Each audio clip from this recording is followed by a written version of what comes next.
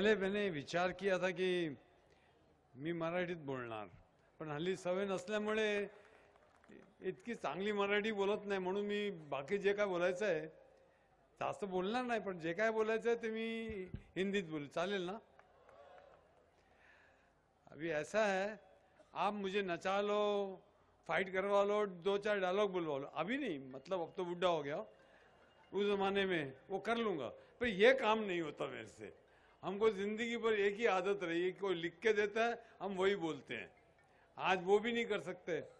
खैर, मैं जब भी बहुत सालों से यहाँ पे आ रहा हूँ, एक वो खाने का डब्बा भी ले जाता हूँ यहाँ से, तो एक बात ज़रूर आप लोगों को, कोली लोगों को कहूँगा कि आप लोगों से मिलकर हद से ज़्यादा प्यार मिला, हर शख्स यहाँ अपना सा लगे जैसे कोई बिछड़ा यार मिला।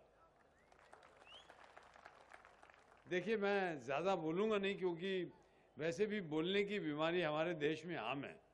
एक बार लोग स्टेज पे आकर माइक पकड़ लेते हैं तो माइक के साथ चिपक जाते हैं, बोलते रहते हैं, बोलते रहते हैं, बोलते रहते हैं। नतीजा ये होता है कि बोलने वाला बोलता रहता है और सुनने वाला सोता रहता है।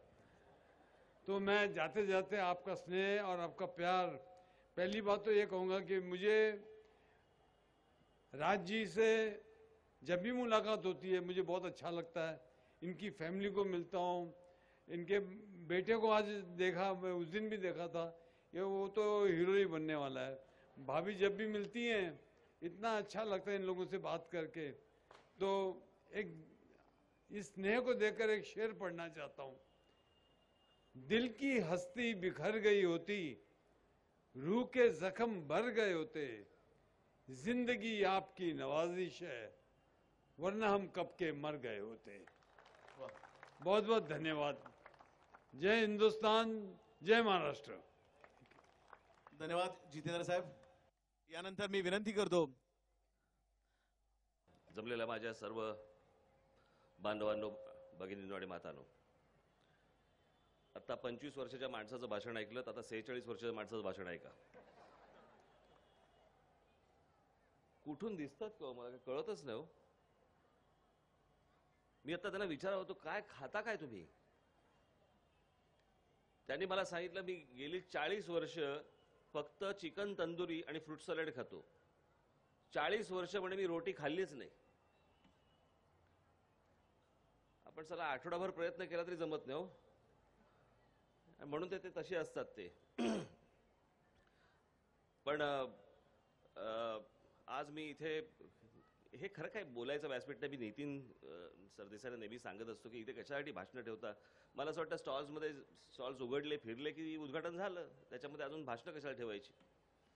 पण मी नितीन सरदेसाईंचं खास करून मी त्यांना शुभेच्छा देईन, धन्यवाद देईन की निवडणुकांचे निकाल इकडे तिकडे काही लागले तरी ज्या गोष्टी आपण जो शब्द दिलेला आहे तो कायम आपण चालू ठेवलेला आहे। आणि अशा प्रकारचे हे कोळी महोत्सव, त्या दिवशी आपल्या बाळा नांदगावकर त्यांनी देखील तिकडे सांगितलं होतं निवडणुकीच्या अगोदर की महिला प्रशिक्षण, महिला सुरक्षिततेच्या दृष्टिकोनातून प्रशिक्षण आम्ही घेणार आहोत।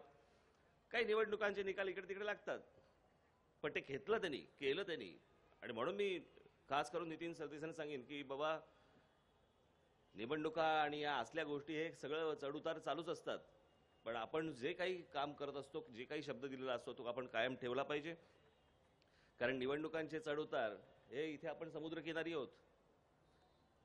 निसर्गाने सांगितलेलं आहे की भरतीनंतर ओटी आणि ओटीनंतर परत भरती, त्याच्यामुळे हे जर निसर्ग सांगतो तर बाकीच्या ठिकाणी ह्याच गोष्टी होतात। पण आज मला असं वाटतं मी तुम्हाला काही फार इथे तात्काळ ठेवत नाही, कारण जे काही सुगंध जे काही नाकाबिकातनं सगळीकडनं जे जात आहेत, कारण मी पण जेवून जाणार आहे इथून, आपण पण सगळेजण जेवणार असालच। मला असं वाटतं सर्व वाहिन्यांचे देखील लोक इथे आलेत, वर्तमानपत्रांचे देखील पत्रकार इकडे आलेले, आपण सगळ्यांनी जेवून जावं। मी पुन्हा एकदा नितीन सरदेसाई आणि त्यांच्या इतर सर्व सहकाऱ्यांना मी मनपूर्वक शुभेच्छा देतो आणि आपणा सर्वांची मी रजा घेतो। धन्यवाद। जय हिंद, जय महाराष्ट्र।